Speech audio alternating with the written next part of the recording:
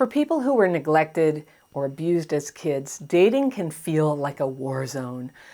One kiss can activate emotional meltdown, and an actual date can open up attachment wounds that quickly overwhelm the whole getting to know you process with tears and panic and over-the-top anger and a desperation in the midst of all these reactions to hide what's happening from the new person in your life and control how they perceive it, because you know it's going to scare them away and would very likely lead to them leaving. Now, this extreme vulnerability is not your fault. It's probably coming from early abandonment experiences when you were small. And if you're like many of us with CPTSD, you were left on your own to understand it and manage it. People who don't have CPTSD, they don't get it. Their idea of what to do about these problems, when they see us freaking out about dating, they're like, why don't you talk about it? Why don't you take medication? I don't know what they say, but it doesn't really answer what the problem is, does it? It doesn't really stop it from happening again. And I want to talk about a different, more practical approach to it that might actually help. My letter today is from a woman I'll call Kati, and she writes, "Hey, crappy childhood fairy. Recently, I started dating again after being single for about 6 years. Whew. I felt good emotionally and spiritually. I talked to a few people here and there to get back in the swing of things, but didn't get into anything serious.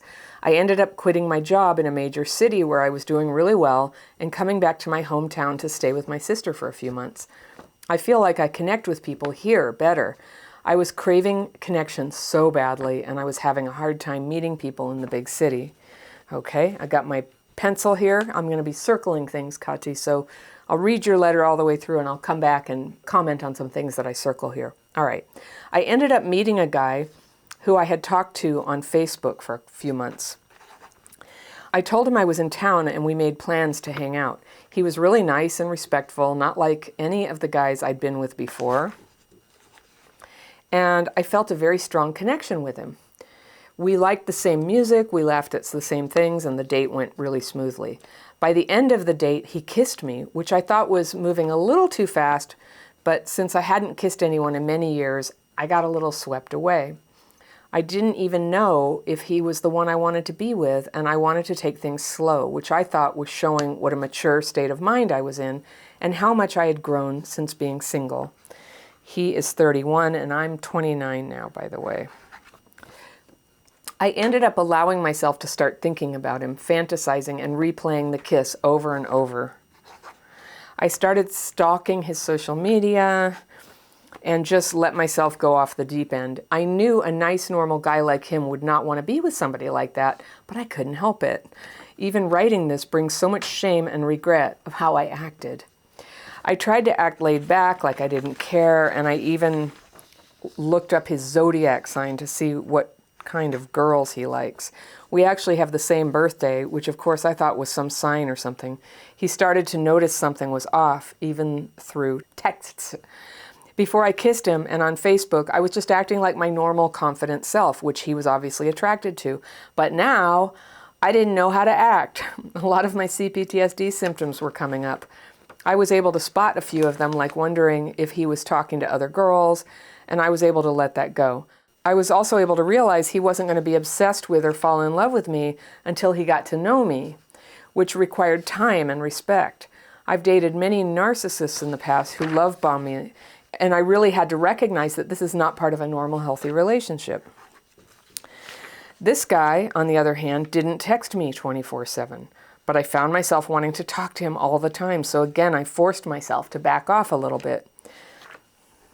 We got into a fight because he said I was acting strange. So the next day I got drunk and I asked him to come over, and we went to his place and he drank also. We ended up doing things. I did not sleep with him, but we did other things. Of course, the drinking mixed with the other things made me feel like I was in love with him. I ended up freaking out during it and told him I hated him and told him to take me home.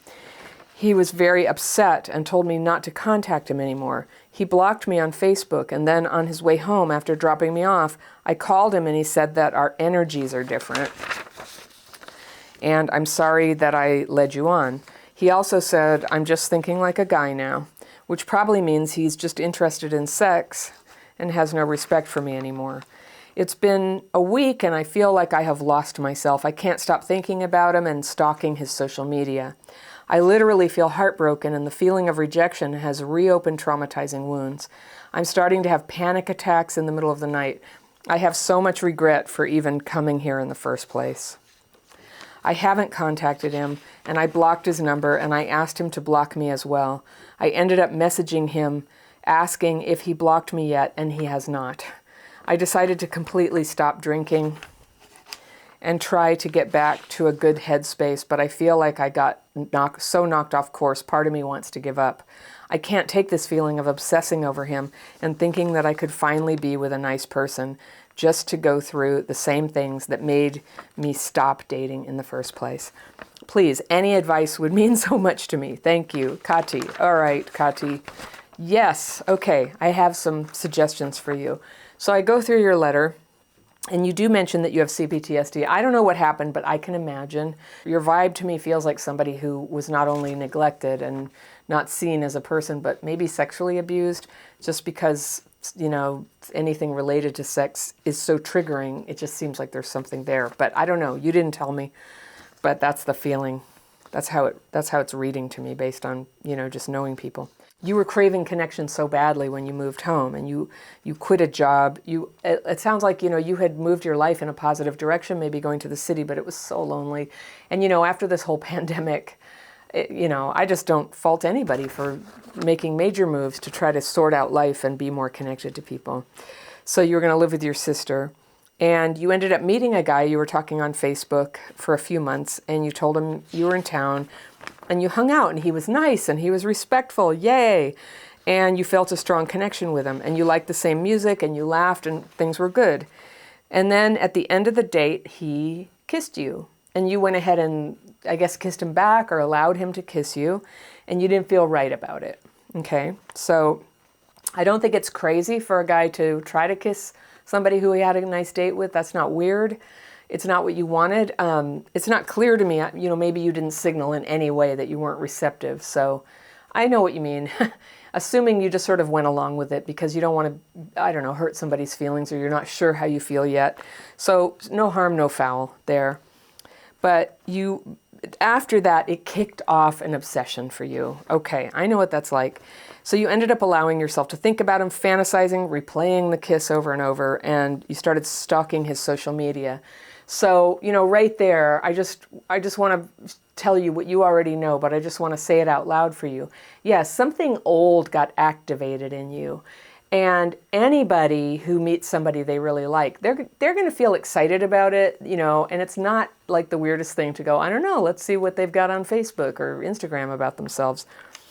You know, it's like checking it out is not the same as stalking them, but I get what you're saying, that the energy of how you were doing this is he became like the total focus of your life, right? That's the obsessive energy. So, and then there's all this shame.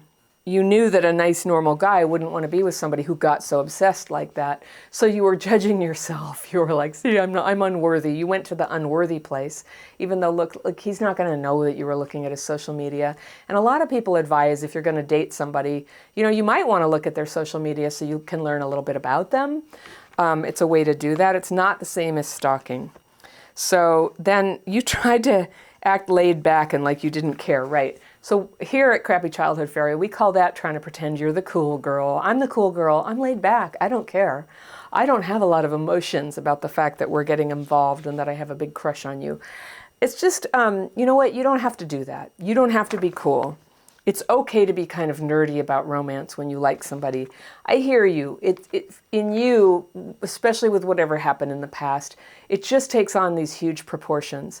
But I want to put in front of you, there is a way to like take that intensity and funnel it into something that is not the guy and not communication with him, and then prepare yourself to spend time with him in a very structured manner, not too much. Definitely postpone anything sexual so that you can get to know him. The more you can get to know somebody, the less likely it is that you're going to leap into that like extreme limerence of just like, oh, they're just like the biggest thing that ever happened. Limerence can only happen when you don't actually know somebody. So it really gets in the way of getting to know somebody, which is what ordinary dating and actually having a relationship requires.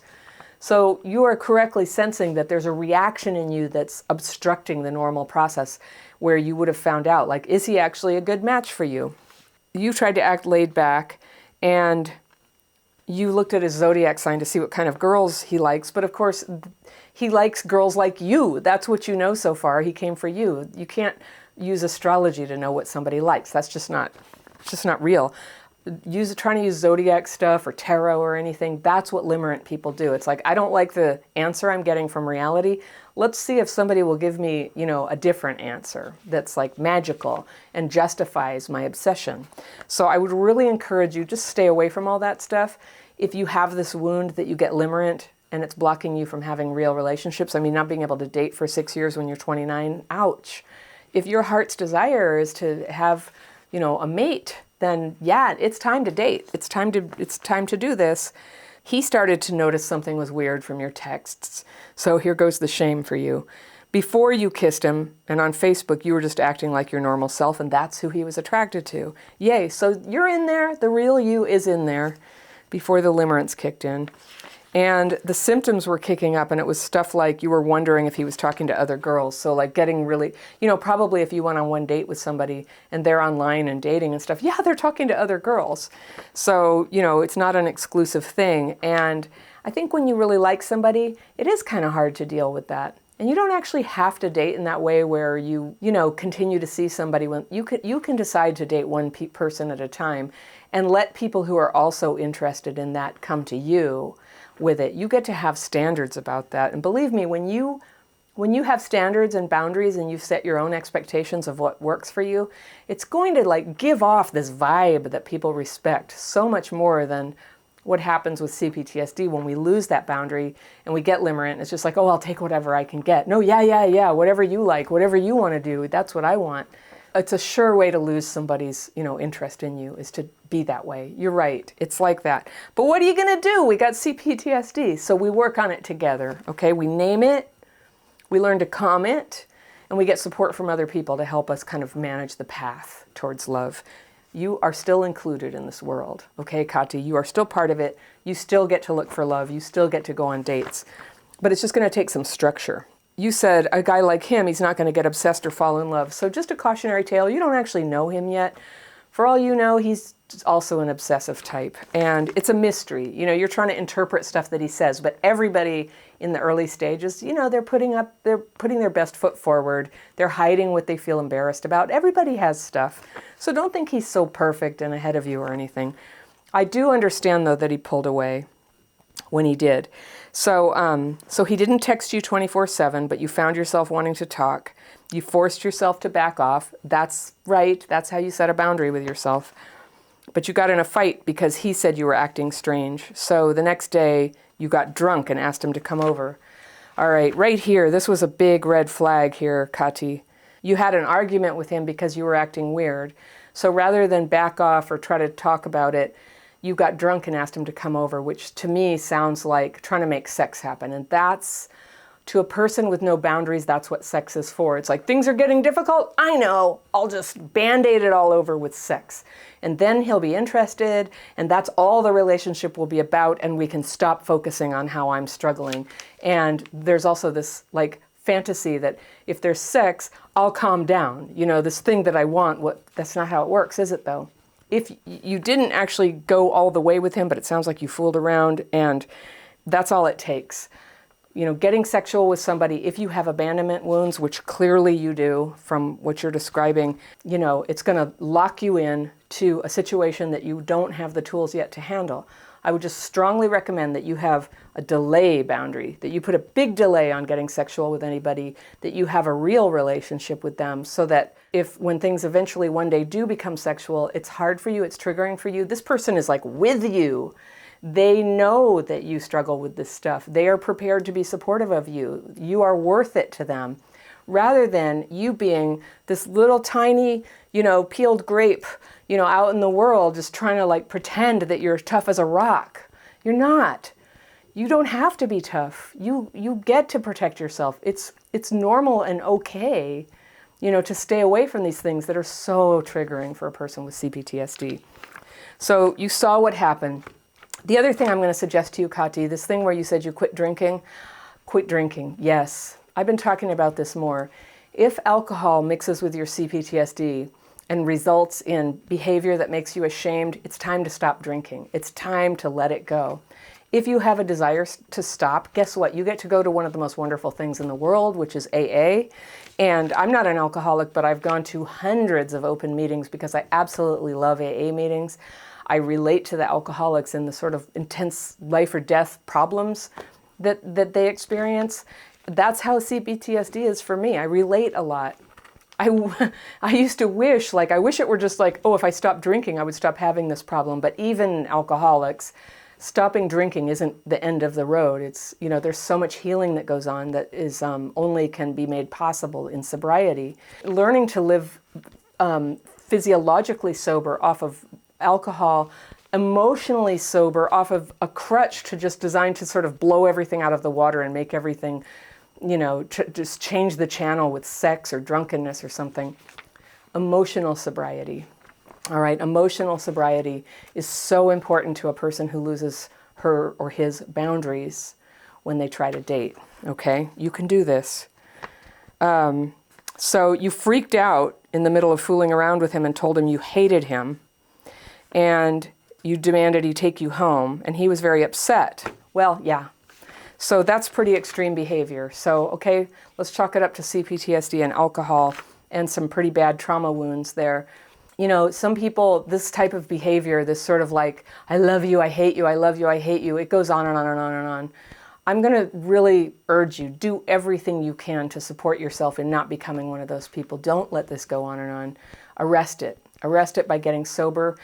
And I'm going to suggest you go to a 12-step fellowship, if it's not AA, or maybe in addition to AA, Sex and Love Addicts, where you're with other women who can be your friends, who can support you in drawing boundaries and getting clear-headed about, what is a proper way to date? What's a way that somebody who needs to use care around her emotions and her boundaries, how does she date? All right, that's where you can learn it. And it's free, and you have friends who are, you can always call and go, I don't know what to do about this text. I feel like I have to get back to him. And your friends can go, no, don't text him, right? We all need those friends. And not the ones who are still in the crazy and go like, oh, text him, tell him he's an asshole, do whatever. You don't want those friends' input. You want the input of people who are working on their emotional and physical sobriety. He said don't contact him anymore, and he blocked you on Facebook, and then on his way home after dropping you off, you called him, and he tried to talk about it again. Poor thing. Your behavior went out and pushed him away, and you were still hoping you could save the day, but by then even calling him, it's too late, right? The stuff that he said, I just wouldn't think too much about what it means. I think that when somebody's in that situation, that somebody's kind of flipping out on them and they don't know them, they say whatever they need to say to have a boundary and get out of the situation. And it sounds like he maybe wasn't trying to hurt you about it. When he says, I'm just thinking like a guy now, I don't know what that means. It doesn't matter. You're not going to see him again, okay? He was attractive, and it's really cool that when you're not triggered, you can attract somebody who you like, right? Progress. But he's not the only fish in the sea, luckily. So it's been a week and you feel like you've lost yourself. You are describing abandonment, Melange. You have not lost yourself. You met this guy, you went on one date. I'm just reasoning with you. You haven't lost your life. It doesn't mean that your whole move back to your hometown is ridiculous. It doesn't mean anything. It just means you still have a trauma wound and you tried dating and you got some more information that you need to support yourself in a much stronger way, that your trauma wounds are affecting you now. And if you're serious about moving forward with your life in a way that you can have a good relationship, you know what to do now, right? I haven't contacted him. I blocked his number. I asked him to block me. Then I messaged him to ask him if he blocked me yet, and he hadn't. So stop worrying about this blocking. It's not the blocking. It's that you need to stop contacting him 100% forever. No contact. It doesn't matter if he blocks you. Don't contact him. Stop thinking about him. Stop thinking about the guy. People always go like, how am I supposed to do that? It's like you have to catch yourself. If you're serious about trying to get over somebody that you're obsessed with, one of the things you have to do, stop talking about them, stop thinking about them. Now, I teach people this daily practice technique, and this is so helpful. And I have had to deal with similar situations. And my daily practice is something I do twice a day. But when you're obsessing about somebody, you have 2 chances a day in the daily practice, or more if you need them, to put your focus on those feelings about it. And you do it in the daily practice in this writing technique. And then after that, if you have a buddy or a 12-step sponsor, you can read what you wrote. But beyond that, no talking about it, no thinking about it. Stop entertaining the problem. If this were a drug addiction, you know, you wouldn't want to just sit there and go, well, I'm just going to buy drugs and carry them in my pocket. And I'm going to take them out and I'm going to look at them. No, no, no, no, no. You get them out of your life, and the people who are associated with that, you also change that in your life. You have a big opportunity to change so many things about your life, but it sounds like you're just waking up right now about what's actually going on and how serious the trauma is. And it is, you know, I had the same thing. And I remember thinking, I wish I didn't have this thing that I have to do all this stuff about. I just want to, you know, go along and have fun like everybody else. But learning, you know, healing, learning how to live as my real self, I have fun. And I have at least as much fun as some of the people I used to compare myself to.